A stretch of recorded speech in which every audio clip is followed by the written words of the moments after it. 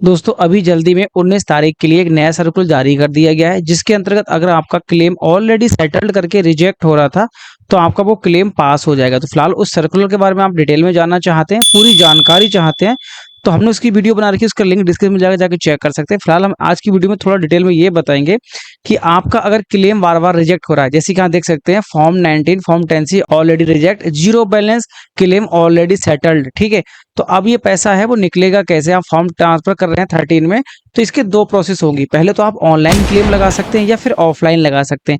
मगर अब जो आपका ऑलरेडी सेटल्ड करके यहाँ दिखा रहा है, ऑलरेडी सेटल्ड करके रिजेक्ट कर रहे हैं हर बार, इन्होंने 8 बार क्लेम लगाया है और 8 बार के क्लेम में मोस्टली इनका जो रिजेक्ट हुआ है क्लेम ऑलरेडी सेटल्ड करके ही रिजेक्ट किया है। तो आज की वीडियो में आपका ये डाउट्स होगा कि सर हम ये जो क्लेम है वो सर्कुलर तो आ चुका है कि हम आपका पार्ट पेमेंट का पैसा निकाल सकते हैं, बट ये ऑनलाइन निकलेगा या ऑफलाइन? इसके बारे में आपको डिटेल में बात करेंगे, इसके बारे में कि आपको क्लेम ऑनलाइन पैसा निकाल पाएंगे या फिर ऑफलाइन। इसके लिए आपको कुछ भी प्रूफ दिखाऊंगा जिससे आपको बहुत क्लियरली समझ में आएगा कि आपका जो क्लेम है वो आप ऑनलाइन लगाएंगे तब पैसा निकलेगा या फिर ऑफलाइन निकलेगा। ठीक है दोस्तों, वीडियो स्टार्ट करें तो उस पर रिक्वेस्ट और रहेगी, आप चैनल पर पहली बार आए हैं तो सब्सक्राइब कर लीजिएगा। अगर इस वीडियो को आप फेसबुक पेज पर देख रहे हैं तो फॉलो कर लेना।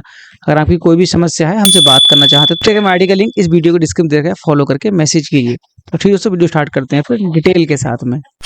दोस्तों सबसे पहले बात कर लेते हैं कि सर्कुलर के बारे में। तो यहाँ दिखा है सब्जेक्ट है part payment of the final settlement. ठीक है, यहाँ आप देख सकते हैं यहाँ लिखा हुआ है और इसमें आपको लिखा है, और इस सर्कुलर का जो मेन पर्पस है वो ये शॉर्ट या non remitted fund contribute by the employer, वो आपको पैसा मिल जाएगा। या फिर आपका जो बाद में हुआ है वो पैसा कौन सा वाला, कि आपका जो पैसा था नॉन ट्रांसफर था, उससे आपने क्लेम लगा दिया और वो पार्ट पेमेंट की वजह से आपका ऑलरेडी सेटल्ड हो रहा है तो वो आपको लगा देंगे। फिलहाल मैं आपको थोड़ा हिंट दे देता हूँ कि आपका अगर कंपनी थी ए कंपनी और एक कंपनी थी बी कंपनी, ठीक है, तो आपने क्या किया, ए कंपनी का ट्रांसफर नहीं किया। ठीक है, पहली कंडीशन आपने इसमें ट्रांसफर नहीं किया।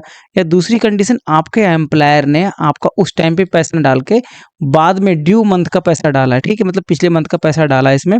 तो दोनों सिचुएशन में क्या होगा कि अगर आपने लास्ट वाली कंपनी से फॉर्म 19 और फॉर्म 10C अगर दोनों फॉर्म लगा दिए हैं तो पहले क्या होता था, आपका क्लेम रिजेक्ट करते थे ऑलरेडी सेटल्ड करके। रिजेक्ट करते थे कौन सी दो कंडीशन होती थी, पहले आपको अगर आपने प्रेजेंट कंपनी का पैसा ट्रांसफर नहीं किया और बाद में ट्रांसफर किया तो बी में आ गया, या फिर आपके जो कंपनी का एचआर है उसने आपका पैसा उस टाइम जमा ना करके ड्यू मंथ करके बाद में पैसा जमा किया, तो आपने जब बी से आपका क्लेम लग गया तो बाद में जो पैसा आएगा आपका, तो वो पैसा आपका होता था ऑलरेडी सेटल्ड करके रिजेक्ट। तो फिलहाल उसी के लिए सर्कुलर था कि ये सर्कुलर में ये बताया है कि आपको क्या बताया कि अगर आपका part payment for final settlement है वो आपका पैसा निकल जाएगा। मगर आपने इसमें यह नहीं क्लियर किया कि आपका जो पैसा निकलेगा वो ऑनलाइन निकलेगा या फिर ऑफलाइन निकलेगा। ठीक है, तो उसी के बारे में हम डिटेल में बात कर लेते हैं। आपको प्रूफ के साथ बात करेंगे तो आपको पता चलेगा बहुत क्लियरली कि आपका पैसा ऑनलाइन निकाल पाएंगे या फिर ऑफलाइन। तो उसके लिए आप देख लेते हैं, अपने एक अकाउंट देखते हैं जिससे आपको और थोड़ा क्लियर समझ में आएगा। तो दोस्तों जैसे यहाँ पे एक अकाउंट है, यहाँ पे आप होम पर क्लिक करेंगे तो आप देख सकते हैं यहाँ पे कि जो आपका पैसा बचा हुआ है वो पैसा बचा हुआ है यहाँ पे। कौन सी कंपनी है, एक ये वाली बीच वाली कंपनी। तो इस बीच वाली कंपनी में ये आपको दिखेंगे, आपको इसको क्या चेक करना होगा, बीच वाली कंपनी में 16,435 रुपये बच चुके हैं। अब ये क्या कर रहे हैं, जब भी क्लेम लगा रहे हैं, ट्रांसफर लगा रहे हैं, तो क्लेम ऑप्शन पर क्लिक करेंगे और नीचे देखेंगे आपको रिजेक्ट कर रहे हैं। कितनी बार रिजेक्ट किया, यहाँ देख सकते हैं 8 बार रिजेक्ट कर चुके हैं। ठीक है, 8 बार रिजेक्ट हुआ है आपका ये फार्म। तो इसमें आपको दिखेगा आपका रिजेक्ट होने का कारण, मेन कारण आपको यही दिखेगा। तो आपको करना क्या है, इस पर आप क्लिक करेंगे तो आप जैसे ही इस पर क्लिक करेंगे तो आपको दिखेगा यहाँ पे कि आपका जो क्लेम है वो किससे रिजेक्ट कर रहा है, ऑलरेडी सेटल्ड करके। ठीक है, ऑलरेडी सेटल्ड करके कर रहे हैं। ये कब हुआ है ट्रांसफर, ये देखो आप देख सकते हैं, डेट दी है इन्होंने 29/1/2022, मतलब आज से 3-4 साल पहले इन्होंने ट्राई किया है। तो इनका रिजेक्ट कर रहे थे, इसी वजह से claim settled, reject, already settled ये। तो अब इन्हीं के पर्पस के हिसाब से सर्कुलर जारी किया है कि अब आपका जो क्लेम हो वो रिजेक्ट नहीं होगा ऑलरेडी सेटल्ड करके। तो आप देखते हैं आप प्रूफ के तौर पर कि आपका क्लेम ऑनलाइन निकलेगा या फिर ऑफलाइन। जैसे कि आप यहाँ देखेंगे, यहाँ पे आप देखेंगे आपको जो प्रेजेंट कंपनी है ये वाली, आपको प्रेजेंट कंपनी के हिसाब से काम करना है। ये आपकी प्रेजेंट कंपनी है और जो आपका पैसा रह चुका है वो रह चुका है आपका इस वाली कंपनी में। आप सर्विस स्ट्रीम चेक करेंगे तो आपका पैसा अगर बीच वाली कंपनी में है तो आपका यहाँ देखेगा बीच वाली कंपनी का पैसा रह गया। ठीक है, ये आप कंपनी बीच वाली है, सर्विस हिस्ट्री से चेक कर सकते हैं। अब आपको देखना क्या है, अगर आपका जो पैसा है, आपकी दो कंडीशन थी। कंडीशन ये थी, आपके पास कंपनी थी दो, कौन सी कंपनी थी, एक कंपनी है आपकी ए कंपनी, ठीक है, और एक कंपनी है आपकी बी कंपनी। ठीक है, अगर आपकी बी कंपनी का पैसा आपने निकाल लिया, कौन सा, 19 और 10C करके, ठीक, तो आपका अगर पैसा ट्रांसफर होके बी कंपनी में आ चुका है, ठीक, ट्रांसफर हुआ है, ठीक, और वो आ गया बी कंपनी में कब, आपका फुल सेटलमेंट होने के बाद, तभी आपका पैसा निकलेगा, ऑनलाइन निकल जाएगा। ठीक है, ऑनलाइन क्यों निकल जाएगा कि आपका पैसा ट्रांसफ़र होकर बी में आ चुका है। बट अगर आपकी कंपनी में आपने ट्रांसफ़र नहीं किया था ए का पैसा, या फिर आपकी कंपनी के एचआर ने बाद में ये पैसा ट्रांसफ़र किया है,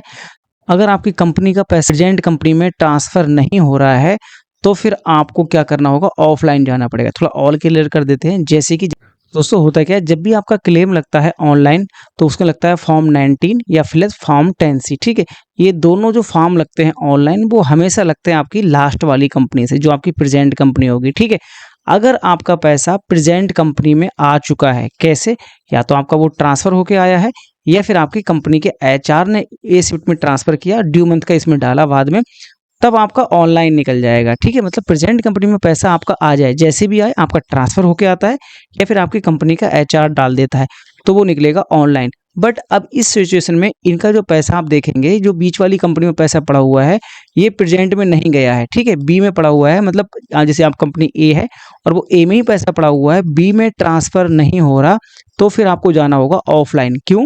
क्लेम लगेगा प्रेजेंट से, वो हमेशा प्रेजेंट कंपनी से लगता है, फॉर्म 19 और 10C। तो फिर आपको क्या करना होगा, जो बीच वाली कोई कंपनी है उसमें पैसा रह हुआ है, उसी में आपको क्या करना होगा, फॉर्म 19 और फॉर्म 10C, इन दोनों को ऑफलाइन माध्यम से भरेंगे और कंपनी से वेरीफाई करा के इसी पीएफ ऑफिस में जमा कर देंगे। ठीक, पार्ट पेमेंट डाल के, तभी आपका पैसा निकलेगा ऑफलाइन। तो आपको समझ में आ चुका होगा।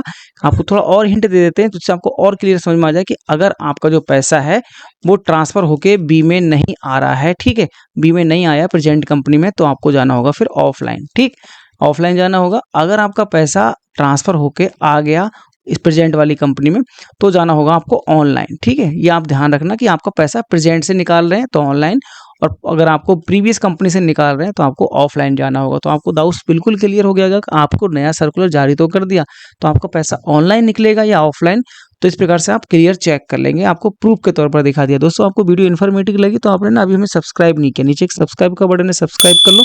अगर आप इस वीडियो को हमें फेसबुक पेज पर देख रहे हैं तो फॉलो कर लो। अगर आपकी कोई डाउट से कुछ समझ में नहीं आ रहा है, कुछ पूछना चाहते हैं, तो उसके लिए क्या करना होगा, इस वीडियो के डिस्क्रिप्शन में हमने इंस्टाग्राम आईडी का लिंक दे रखा है, फॉलो करके मैसेज कीजिए, हम उसका जवाब जरूर देंगे। ध्यान रखना, इसका कोई सर्विस चार्ज नहीं है। हमारी सर्विस का कोई आप सजेशन चाहते हैं, बात करना चाहते हैं, तो आपको सिर्फ मैसेज करना है, हम आपको 24 घंटे उसका रिप्लाई देंगे। आपका कोई भी कंसल्टेंसी चार्ज नहीं होगा बात करने का, सजेशन का। दोस्तों, आपने अभी भी यार सब्सक्राइब नहीं किया, आपको बोला था सब्सक्राइब कर लो, तो सब्सक्राइब करके जाना जरूर। और ध्यान रखना दोस्तों, आगे इस प्रकार की इन्फॉर्मेटिव वीडियो पाने के लिए हमें फॉलो सब्सक्राइब जरूर करना है। Thanks for watching.